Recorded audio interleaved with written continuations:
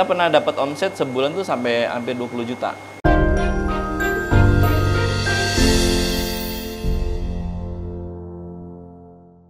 Pengen usaha pertanian Anda dikenal banyak orang? Nggak usah bingung.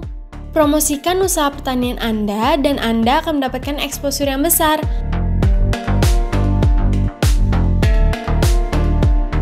Mulai dari website, YouTube, Instagram, TikTok, X, dan Facebook. Daftarkan segera hanya di Jaga Tani.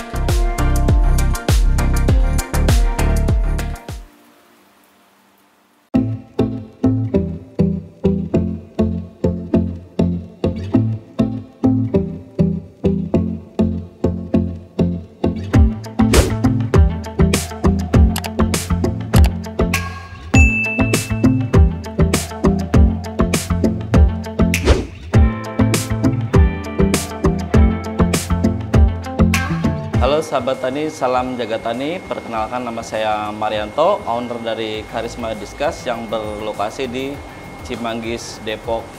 Saat ini saya sedang menekuni suatu bisnis kecil skala rumahan, yaitu beternak ikan diskas.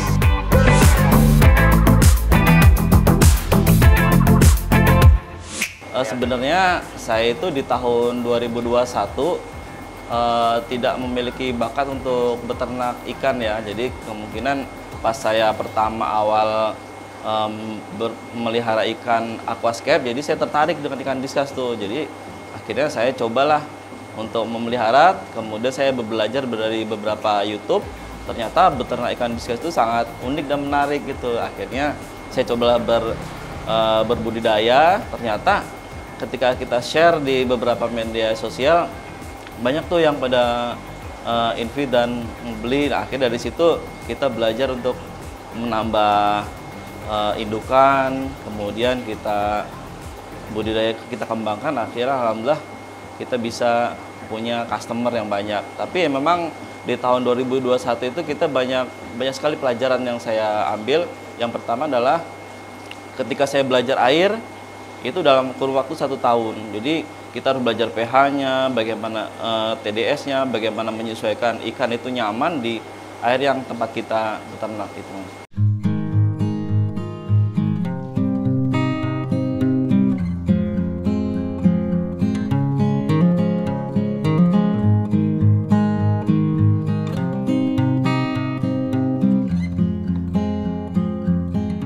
Pertama memelihara saya jenisnya golden, Mas. Jadi kita belajar dari golden itu ternyata menarik sekali. Akhirnya saya menambah jenis red melon, kemudian untuk yang spotted yang sekarang terkenal itu jenis panthera, kemudian white tiger gitu. Nah, untuk saat ini kita lebih fokus di 4 strain ya. Pertama untuk jenis red cover dengan cirinya badan berwarna merah, fine-nya berwarna biru metalik, dan wajahnya berwarna biru. Yang kedua ada red golden diamond. Yang ketiga blue diamond yang berwarna biru bermata merah, kita ciri khasnya. Yang ketiga adalah jenis tiger. Nah, tiger ini kita akan mengembangkan jenis yang high body. Jadi bodinya itu umumnya itu diskas itu bentuknya bulat. Nah, kita yang high body, jadi bodinya body tinggi.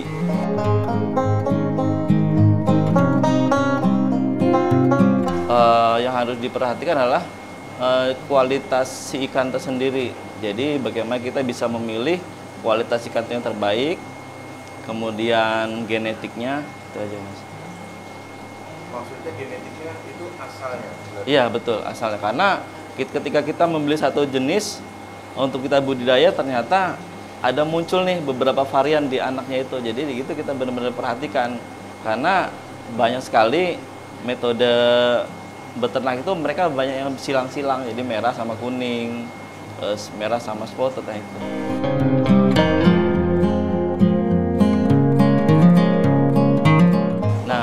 Di tahun 2003 awal kita punya target untuk ikut kontes di tahun 2024. Jadi kita ada ikan sampel yang kita budidayakan, ada beberapa treatment terutama untuk proses penggantian air, teknik pakannya, terus proses puasa ikan setiap harinya.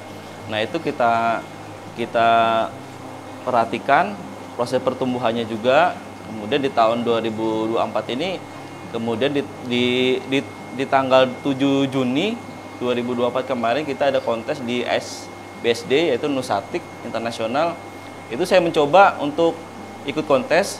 Jadi saya turun di senior red. Jadi ikan senior itu ikan yang size-nya di 4,5 inch ke atas. Kemudian di kelas breeder, untuk kelas breeder itu ya size-nya di 3 inch, itu satu tank itu isinya 5 ekor. Nah itu kita targetnya hanya ikut untuk kontes dari hasil budidaya kita sendiri gitu. Nah, akhirnya alhamdulillah di kontes itu kita dapat 3 nomor masing-masing di juara 3-nya Mas. Gitu. Dalam kriteria kontes apa saja yang jadi penilaian? Untuk penilaian kontes yang pertama adalah body shape-nya, kemudian kontras warnanya. Kalau dari pattern itu ketegasan dari si pattern tersebut. Kemudian untuk penilaian di matanya, di di insangnya, di dasinya, semua jadi semua dinilai gitu Mas. Terus kemudian yang paling utama adalah performnya dia ketika ikut kontes. Jadi kalau misalkan kita punya ikan bagus, kemudian kita ikut kontesnya, kemudian mereka nggak perform, jadi mojok atau mereka takut, nah itu juga akan mengurangi penilaiannya.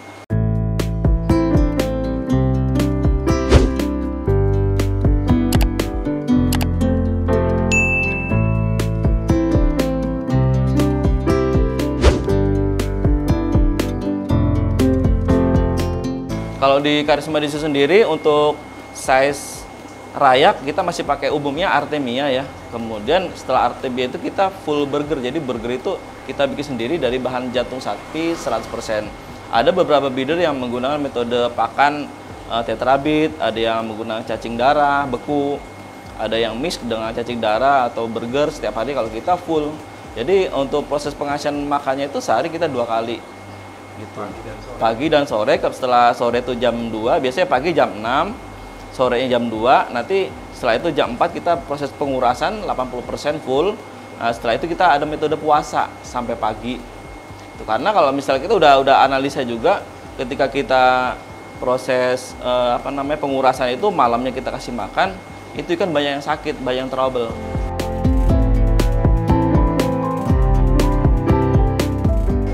Kita ada metodenya, yaitu ada kerannya nih, kita buka, dia akan berkurang sampai 10 cm.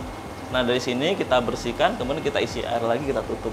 Nah kita dulu pernah analisa beberapa metode. Yang pertama adalah metode dripping, jadi air tuh ngalir kecil selama 24 jam. Ternyata ada beberapa efek ketika hujan, jadi kualitas air di tanah itu, kita pakai air tanah ya, itu akan berubah, akhirnya banyak ikan sakit. Terus kemudian yang kedua itu pakai sun filter. Nah, sun filter itu ya ketika ada satu tank yang sakit semua itu aja. Nah terakhir kita ketemu dengan metode kuras 80%, ini alhamdulillah ikan stabil semua.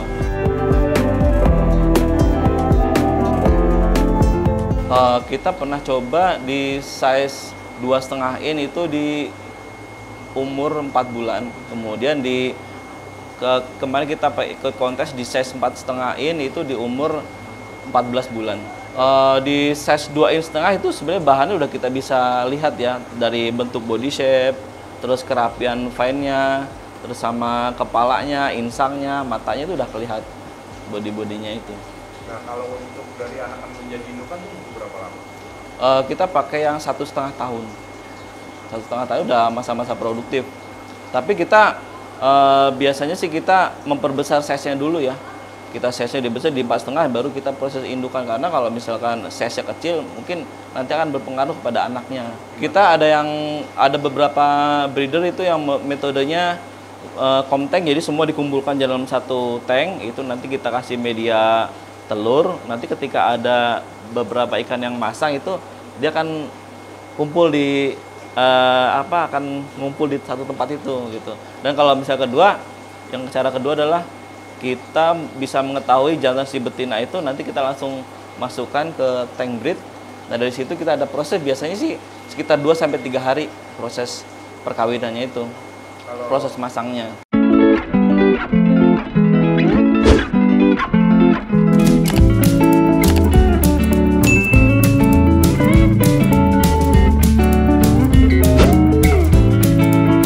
Kalau saya pribadi sih umumnya hanya prediksi aja ya. Kalau predik jantan itu dia punya dasinya panjang, kemudian bodinya lebih besar. Kalau betina itu bodinya cenderung lebih kecil, V-nya itu di belakang bulat. Cuman kita nggak bisa prediksi, ada beberapa indukan betina mirip sekali dengan jantan gitu. Jadi ya hanya saat ini hanya predik aja gitu. Kemarin ternyata ada satu ikan sepasang yang ternyata dia berdua, kok ternyata dua-duanya betina gitu. Jadi belum bisa diprediksi. Kalau saya sih prediksi dia nelor, ya udah itu kita prediksi betina gitu. Kalau saya proses breedingnya itu ketika ikan itu sudah nelur. Nah, setelah nelur itu kemudian telurnya kita angkat, kita pakai media inkubator. Nah, itu inkubator kita toples, kemudian aerator, si telurnya itu sama konya kita masukkan. Biasanya dalam waktu 3 hari itu udah netas, kemudian kita nunggu sampai 5 hari si rayak itu fresh swim. Jadi ketika ada induk asuh yang sudah ada yang gendong nih, kita pakai metodenya paralel, Mas. Paralel, kemudian nanti kalau misalnya udah fresh swim di inkubator itu, induk yang lagi gendong kita angkat, kita masukkan tank baru lagi, kita masukkan gitu. Tapi ada beberapa breeder yang si ikan itu nelor di kon itu, kemudian dikasih obat di keranjang sampai benar-benar gendong di situ ada. Karena kita banyak metodenya sih proses breeding. Kalau di Karisma Dikis sendiri kita pakai metodenya inkubator, karena induk yang prioritas nggak kita kasih gendong. Biasanya kalau udah ikan buat gendong kan banyak si lendir yang dimakan, itu bisa akan mempengaruhi kualitas si induknya itu gitu. Jadi kita ada induk asuh. Jadi yang memang tugasnya buat gendong aja gitu. Berarti setelah yang di asuh itu anaknya udah agak besar, yang ini netes dimasukin ke dia lagi. Betul. Jadi agak besar diangkat. Betul. Cuman kita harus memperhatikan si induk asuh ini dia masih ada naluri buat gendong nggak nih. Kalau misalnya nggak ada ya kita coba ganti yang lain gitu. Bisa dimakan kalau nggak ada? Bisa, ada gitu juga. Ada indukan yang misalnya ada nih satu induk asuh yang dia jaga telurnya, dia nih kita ada rayak mau siap fresh swim ya, kita coba 1-2 dulu kita masukin apakah dia dijaga. Kalau misalnya dimakan, kan biasanya dia makan itu dikumpulin dulu baru ditaruh di media kon. Tapi kalau misalnya dimakan udah nggak dikeluarin lagi, berarti itu udah nggak bisa gendong, nalurinya udah hilang gitu. Dia fokus sama telurnya dia berarti. Mungkin telurnya dia juga langsung dimakan juga gitu. Jadi kita harus benar-benar perhatikan si naluri si ikan ini sendiri, kita harus belajar itu.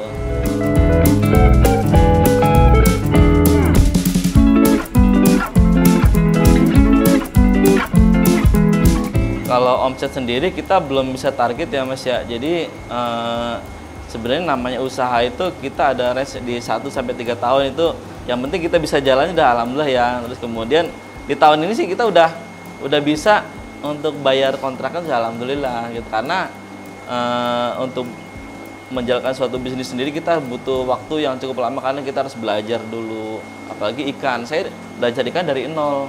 Jadi ya 3 tahun ini beberapa target tahun ini sih kita bisa punya indukan dari hasil budidaya kita sendiri. Jadi kita nggak belanja, akhirnya uang yang harusnya kita belanja buat indukan kita bisa simpan.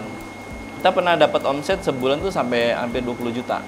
Kita ada indukan kita dibeli di tahun 2021. Kita ada temen dari impor, kita indukan tuh 80% dari impor. Jadi ada beberapa teman-teman yang importir, ada yang dari Indonesia sendiri lokal. Nah setelah itu kita di tahun-tahun ini kita udah nggak beli indukan, jadi kita indukan 2 tahun terakhir ini kita udah indukan dari hasil budidaya kita sendiri, harus persilangan. Oh gitu. Untuk tipsnya adalah kita harus bisa memahami bahwa karakter ikan itu dia sedang fit atau enggak. Kalau misalkan ada ikan yang kita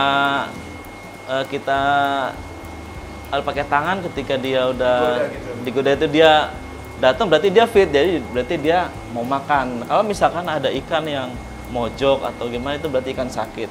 Kalau tip dari Karisma Dikis sendiri adalah proses pemberian makan cukup, penggantian air cukup juga. Biasanya kita 2 sehari sekali penggantian airnya. Itu aja sih, Mas.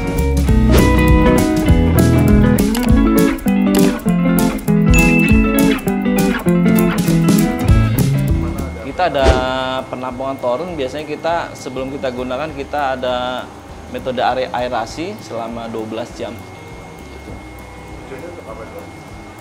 Supaya oksigen dalam air itu banyak gitu Mas. Kita sudah coba, kita langsung masukkan air dari tanah, ikan itu langsung stres gitu. Yang warnanya kotor tadi itu ya? Betul.